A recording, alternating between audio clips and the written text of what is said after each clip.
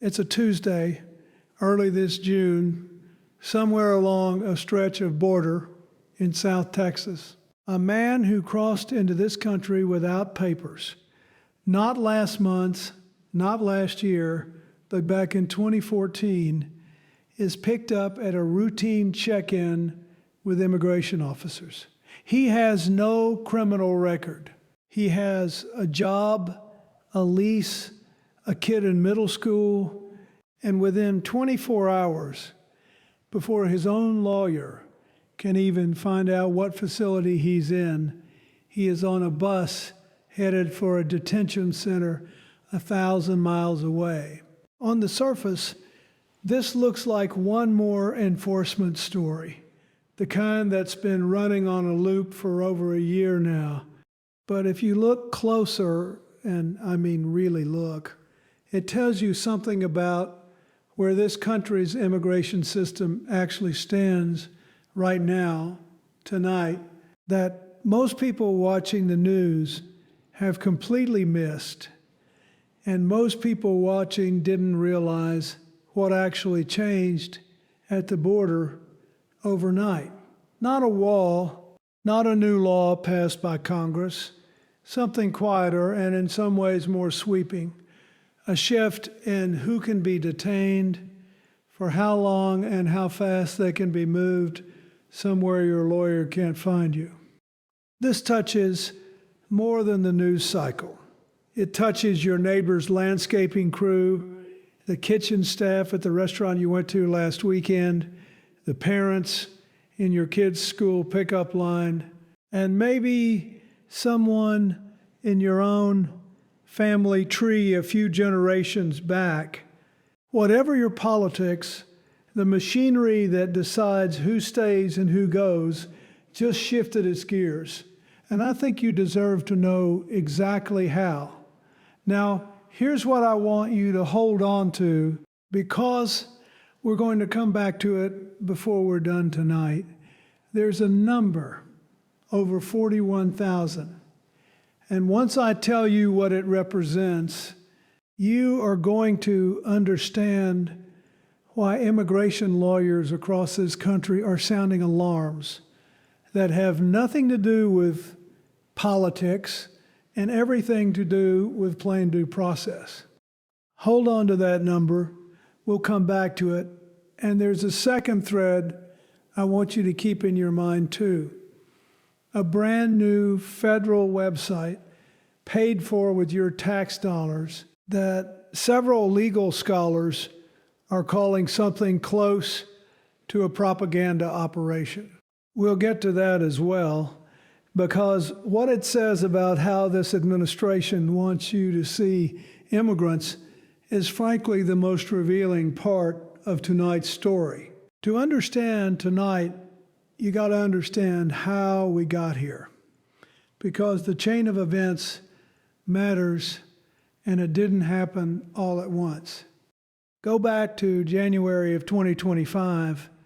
On his first day back in office, President Trump signed an executive order aimed at ending birthright citizenship for children born to parents who are here illegally or on temporary status. That order never actually took effect. Lower courts blocked it almost immediately, finding it likely unconstitutional. But it set the tone. It told you right out of the gate that the administration intended to rewrite the boundaries of who belongs here, starting with the most fundamental category there is, citizenship itself. Then came June of 2025. A new travel ban, Presidential Proclamation 10949, restricted entry from 19 countries.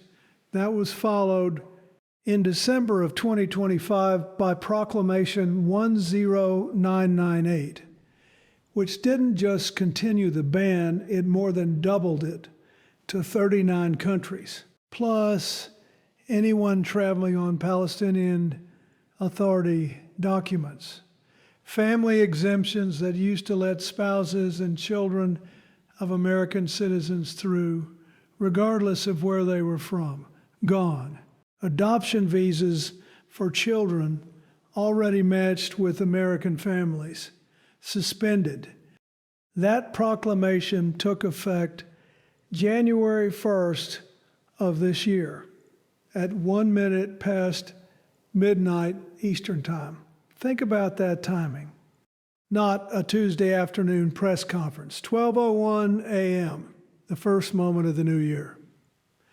Alongside the travel ban came a quieter policy, a hold first imposed in December of 2025 and expanded again in January, freezing nearly every immigration benefit application from people born in those same high-risk countries.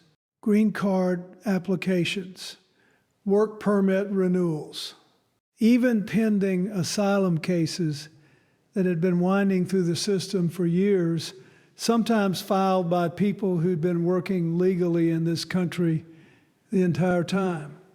All of it paused indefinitely for tens of thousands of people who did everything by the book.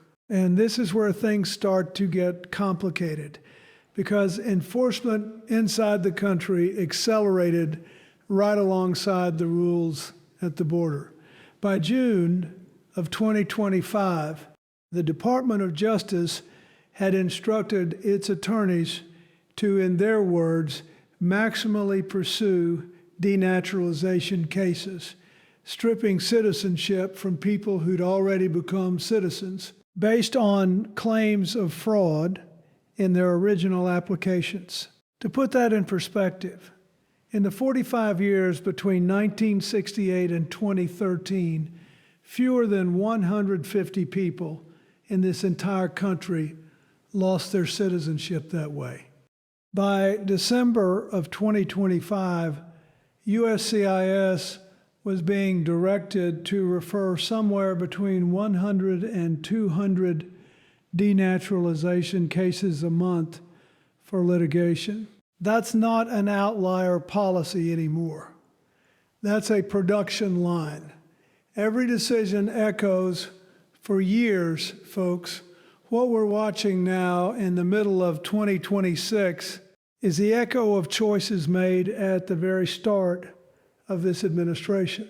Choices about which Americans and which non-citizens this government considers worth protecting and which it doesn't. Let me be precise, because the details matter more than anybody's spin. And there's a lot of spin out there on both sides of this one.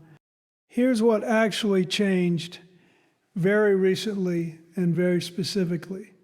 Federal judges, not in Washington, but in the Fifth Circuit, which covers Texas, Louisiana, and Mississippi, have upheld a policy first put in place back in June of 2025, requiring that anyone who ever crossed the border without authorization, no matter how long ago, no matter their record since, be detained while their immigration case moves through the courts, not released on bond, not allowed to wait at home with an ankle monitor while a judge reviews their file.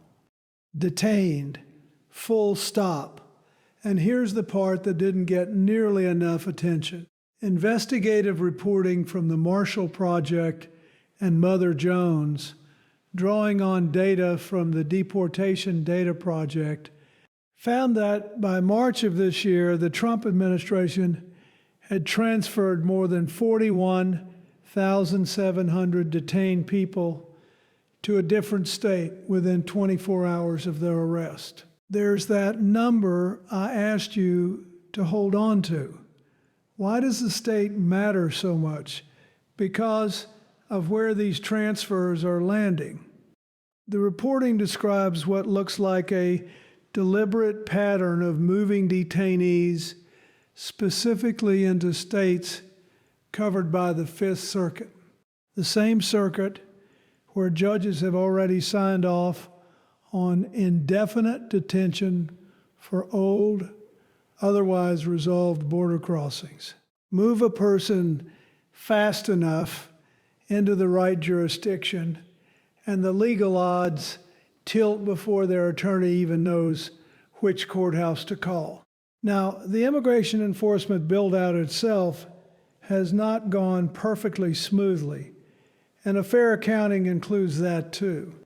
Former DHS Secretary Kristi Noem had pushed a plan to convert massive private warehouses, what insiders nicknamed mega facilities, into detention centers holding several thousand people apiece.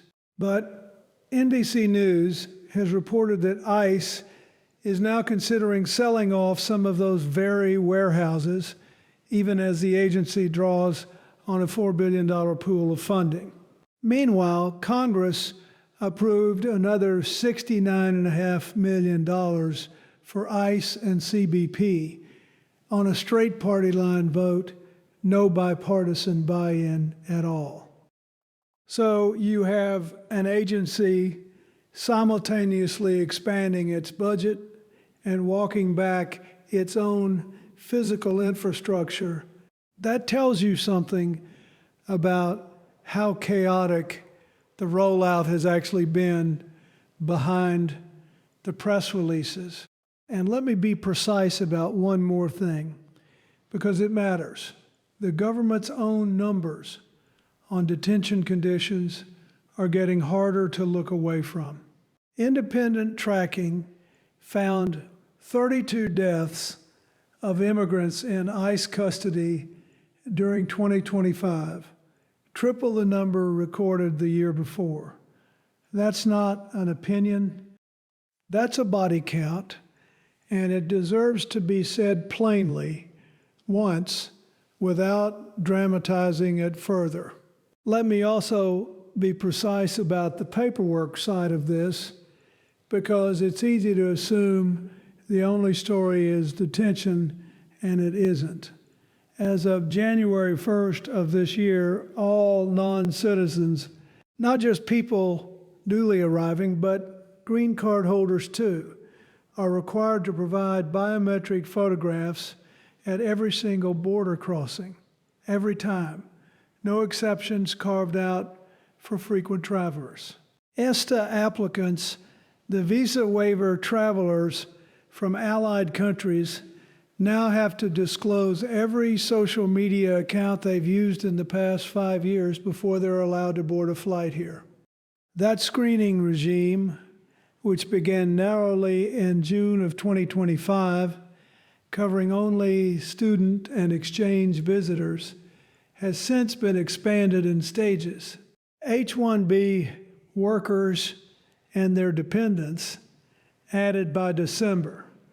Then K-1 fiancé visas, religious worker visas, and even visas set aside for trafficking and crime victims folded in by the end of March this year. Step by step, the net widened from a handful of visa categories to nearly the entire system. And there's a fee structure quietly built into all of this that I think deserves a mention, because fees are where policy gets felt in people's wallets long before it shows up in a headline. Asylum seekers now pay a $100 fee just to file their initial claim. There's no waiver available for people who can't afford it, which by definition describes most people fleeing something.